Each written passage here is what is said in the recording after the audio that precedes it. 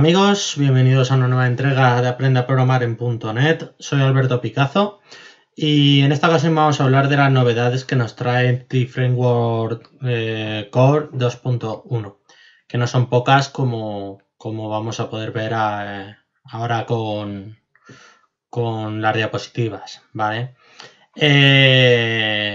Pues nada, empezamos.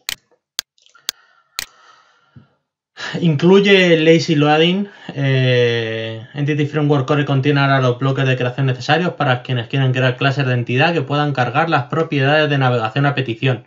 También hemos creado otros paquetes Microsoft Entity Framework Core Proxies que aprovechan los bloques de creación para generar clases proxy de carga diferida basada en las clases de entidad apenas modificadas. Bueno, esto es el Lazy Loading de toda la vida que trae Entity Framework en The Net Framework. Lo único es, como podéis ver aquí, que en el configuring hay que ponerle que use Lazy Loading proxy y luego usar el proveedor de la base de datos. Y si usamos el dbcontext, ¿vale? Lo usaríamos con la expresión lambda del use Lazy Loading proxies. ¿Vale? Esto lo que hace es cargar las relaciones de las entidades directamente con la consulta. Con esto hay que tener muchísimo cuidado, porque puede afectar a la performance de la aplicación de una forma brutal. Con lo que si activáis esto, usarlo con cabeza. Otra nueva novedad son los parámetros en constructores de entidad. Ahora es posible definir un constructor con parámetros y hacer que Entity Framework Core llame a este constructor cuando se crea una instancia de la entidad. Los parámetros del constructor se pueden enlazar a propiedades asignadas o a distintos tipos de servicios que facilitan el comportamiento como Lazy Loading, ¿vale? Cuando Entity Framework Core crea instancias de estos tipos, como los resultados de una consulta, llama primero al constructor predeterminado, es decir, sin parámetros. Y establece cada propiedad con el valor de la base de datos. Sin embargo, si Entity Framework Core encuentra un constructor parametrizado con los nombres de parámetros y tipos que coinciden con las asignaciones de las propiedades, se llamará en su lugar al constructor parametrizado con los valores de esas propiedades y no establece explícitamente cada propiedad. ¿Vale? Aquí vemos un ejemplo. Pongamos que tenemos una clase block, ¿vale? Y una clase post, ¿vale? Pues como podemos ver, si creamos hacemos un new de la clase block, pasándole por parámetros el ID, el name y el autor, y hacemos una asignación, ¿vale?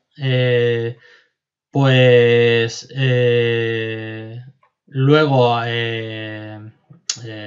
si construimos la entidad pasándole las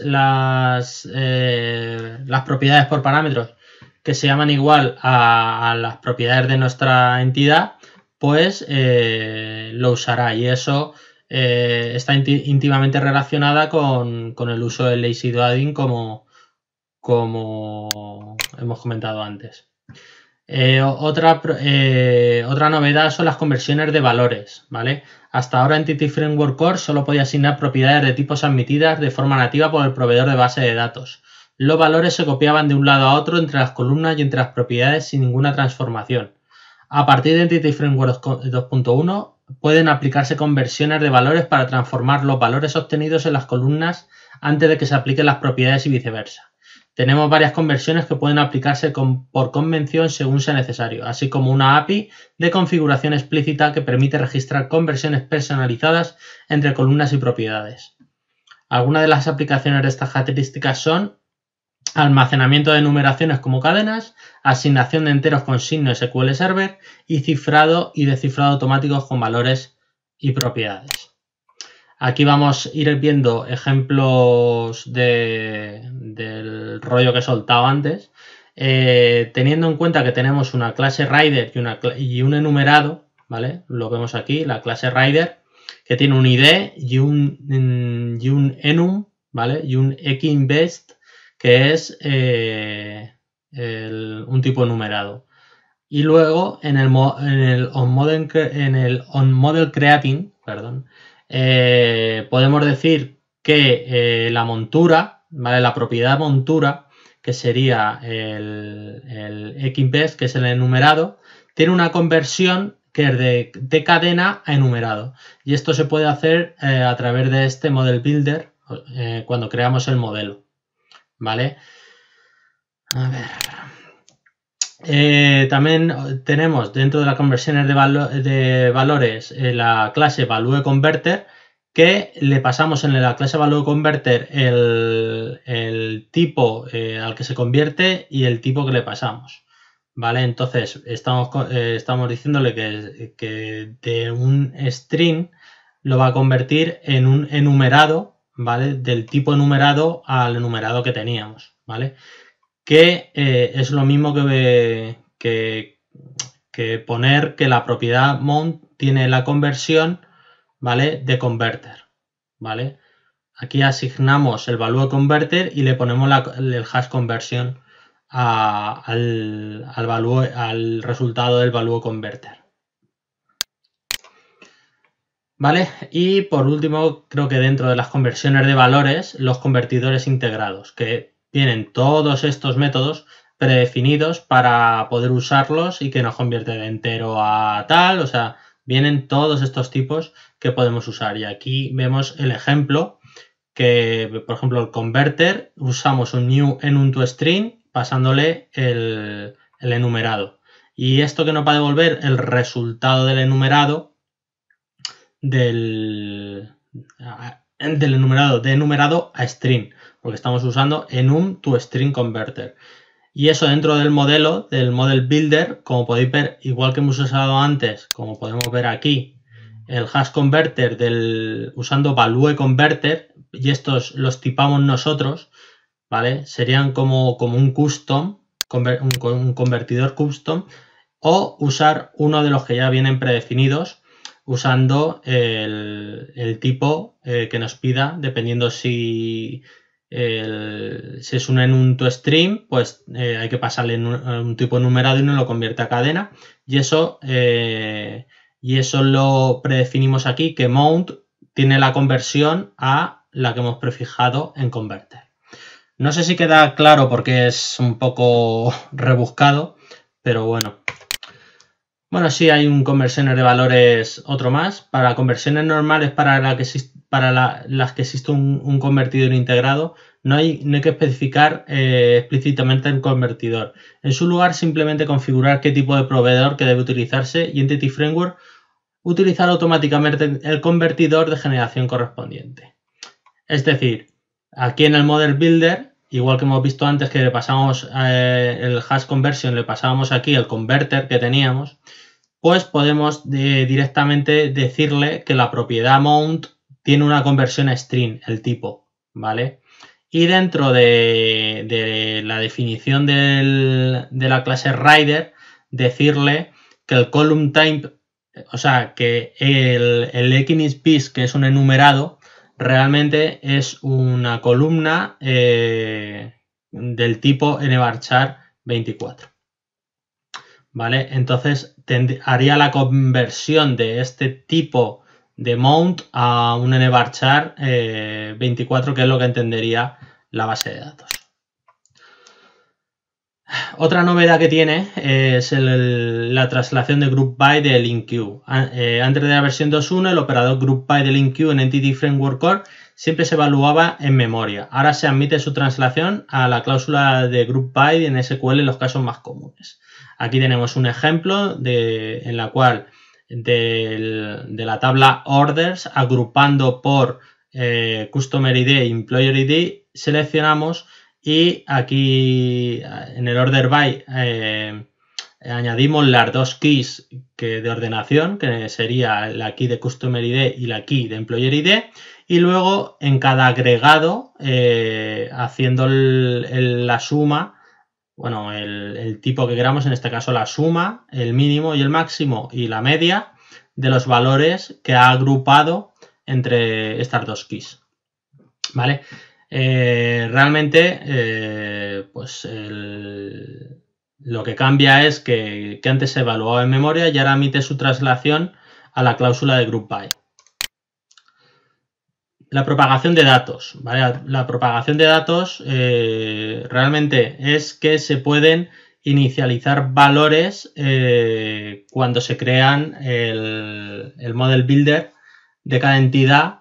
Se pueden predefinir datos, ¿vale? Es un pequeño resumen, aunque leeré lo que pone aquí. Con la nueva versión será posible proporcionar datos iniciales para rellenar una base de datos. A diferencia de Entity Framework 6, la propagación de datos está asociada a un tipo de entidad como parte de la configuración del modelo.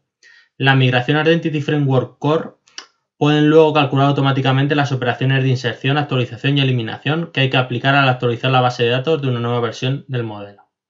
Como vemos aquí en el ejemplo, al crear el model builder de la entidad post, le decimos que hash data y estos datos. Para agregar las entidades que contienen una relación con los valores de clave externos debe especificarse. Con frecuencia las propiedades de clave externa se encuentran en estados de instantáneas, por lo que poder establecer los valores de una clase anónima debe usarse. Pues si quieres usar un post y un post tiene diferentes valores, por aquí vemos que está asociada este post, le decimos que tiene el blog ID, ¿vale? Que está asociada a blog ID 1, ¿vale? Y esto sería el ID del post y los datos. Entonces hay que poner manualmente esas relaciones. Y por supuesto, que aunque no lo pongo aquí, hay que hacer una migración de datos cada vez que cambie esto, ¿vale? Para que cuando cree la base de datos, que se incorporen los datos correctamente. También incluye query types, ¿vale? Un modelo de Entity Framework Core ahora puede incluir tipos de consulta. A diferencia de los tipos de entidad, los tipos de consulta no tienen claves definidas en ellos y no se pueden insertar, eliminar ni actualizar. Es decir, son solo de lecturas. Pero se puede volver directamente las consultas. Algunos de los escenarios de uso para los tipos de consulta son asignar a las vistas sin claves principales, asignar a tablas sin claves principales, asignar a consultas definidas en el modelo y actuar como tipo de valor de vuelta en consultas from SQL. Vamos a ver un ejemplo aquí. Vamos a ver un ejemplo para que veáis más o menos para qué sirven los query types. Teniendo dos clases, por ejemplo, blog y post, ¿vale? Que vemos aquí, y esta vista, ¿vale?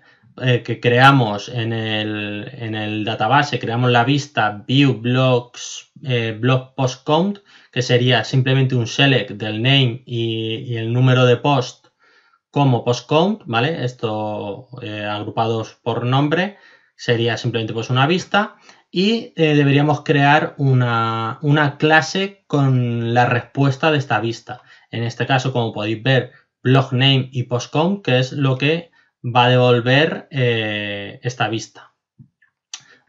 A la hora de hacerlo en el model creating, le pondríamos, como podéis ver, que el tipo query del blog post count, que es el tipo de respuesta que hemos creado, que nos devuelve la vista to view de view blog post count, ¿vale? Y asignando las propiedades de la consulta, ¿vale? Que en este caso estamos asignando como aquí se llama, en la vista se llama name y en nuestra clase que vamos a mapear la respuesta se llama blog name, le estamos diciendo que la propiedad blog name coincide con la columna name, ¿vale? Si no coincidieran tendríamos que ponerlo así. Y luego simplemente haciendo un toList de la vista, ¿vale? Asignada de la clase y podríamos ya iterar, como podemos ver aquí,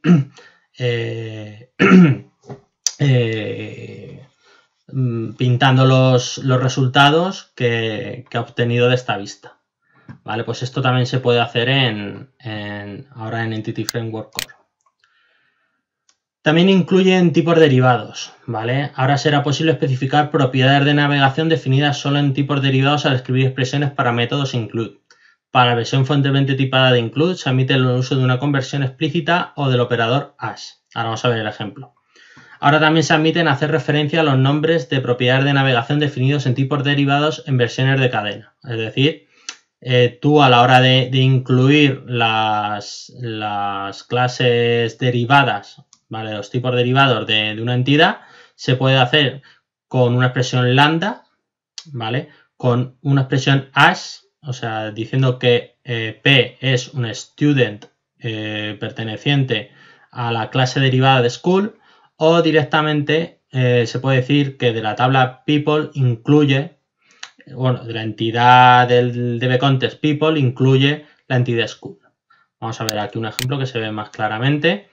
Si vemos aquí que tenemos el school context, que era de dbContext, y tenemos las dos dbsets, que serían las dos entidades de base de datos, que serían people y schools. Aquí creamos el model binder, que al construir la tabla school tiene muchas entidades estudiantes con una sola escuela. O sea, aquí estamos relacionándolas. Como esto no es nuevo de Entity Framework Core, me lo voy a saltar. Pero sí que tenemos aquí las dos entidades, persona y student. Student hereda de persona, ¿vale? Y luego tenemos school. Entonces, el tipo de conversión de tipos derivados podemos hacerlo, como hemos dicho, creando, o sea, person, ¿vale? Porque people es, o sea, person es la entidad lambda sería una person es una people, pero como people incluye student, pues con un casteo de student a persona, ¿vale? Podíamos obtenerla. Esto sería por conversión o casteo. También podemos hacerlo con el operador as, como hemos visto, que decimos que del dbset people, que es una persona, ¿vale? Entonces persona, obtenemos persona as student, ¿vale? Entonces accedemos a la clase derivada dentro de school. O con la sobrecarga en string, que le decimos simplemente que el contexto del dbset people incluye student, ¿vale? Que sería la clase derivada dentro del dbset. También mete el uso de transacciones. Se ha agregado la posibilidad de trabajar con características de system transactions como transaction scope. Nada, simplemente, como veis aquí en el ejemplo, pues usa dentro del scope el transaction scope, y aquí haría el add, el save changes, y completaría la transacción. Aquí si necesitamos más operaciones, pues las iríamos haciendo todas aquí, y al final dentro del scope de la transacción la completaríamos, ¿vale? Eso también bastante útil. Luego, mejor ordenación de columnas en la migración inicial. Esto simplemente es que tú cuando con Codefirst haces tu modelo y lo migras a la base de datos, luego te das cuenta que el orden que le ha puesto a las propiedades de la base de datos no tiene nada que ver con el tuyo. A lo mejor tú has hecho ID, nombre, apellidos y dirección, y luego tú vas a tu base de datos y resulta que tienes dirección, nombre, apellidos, ID, ¿vale? Y bueno, lo que han mejorado es que crean las propiedades de tus tablas como tú lo has hecho en tu modelo de Codefirst. Luego, optimización de sus consultas correlacionadas. Esto se ha mejorado la traslación de consultas para evitar la ejecución de n+1 consultas en muchos escenarios comunes, en los cuales el uso de una propiedad de navegación en la proyección conduce a unir los datos de una consulta raíz con los datos de la subconsulta correlacionada. Bueno, esto, aunque parezca que está en chino, simplemente es que ahora carga en el buffer de memoria cuando tú simplemente a esta consulta como estaba de Customer Select estás haciendo que por cada customer haces una consulta por orders, ¿vale? Y esto hacía pues n consultas más una para materializarla. Entonces, simplemente utilizando el toList aquí al final, lo optimiza de tal forma que ya no hace más consultas de las necesarias. Luego, el Owned Attribute. Ahora es posible configurar tipos de entidad en propiedades anotando simplemente con el tipo Owned y asegurándonos luego de que la entidad de propietario no se crea el modelo. Aquí no os puedo decir muy bien, nunca he usado Ownet ni... Entonces, bueno, yo simplemente lo dejo caer aquí para que sepáis que existe, aunque no sé decir muy bien para qué sirve, ¿vale? Y luego, aparte de todo esto, nueva herramienta global de .NET Entity Framework, paquetes de Microsoft Entity Framework Core Abstractions y nuevos eventos de cambio de estado para poder manejar mejor la lógica de nuestra base de datos, que se han incluido los eventos Tracker, State Changes y Change Tracker. ¿Vale? También para que podamos decir si un set de datos se ha cambiado, el estado o todo esto. Y bueno, hasta aquí todos los cambios de Entity Framework 2.1. Como podéis ver, no son pocos y tampoco he querido extenderme mucho porque como bien he dicho, pues son muchos cambios y aunque sí que he querido poner unas pocas diapositivas para que vierais o pudierais entender mejor a qué afectan estos cambios, no puedo entrar en detalle a cada uno ni poniendo ejemplos porque entonces sería un vídeo larguísimo y mi intención es simplemente enumeraros para que sepáis que hay nuevo en esta versión de Entity Framework Core y dejándoos un poco, pues eso, la labor un poco de si os parece bien alguna de ellas o lo veis útiles, pues que busquéis información y que probéis porque realmente es así como se aprenden todas estas cosas. Pues nada más, si os ha gustado el vídeo darle a like, si no os habéis suscrito todavía suscribiros y si queréis estar informado de cuando publico un nuevo vídeo, darle a la campanita para que os avise. Y nada más, nos vemos en el próximo vídeo aquí en mi canal y nada, hasta luego.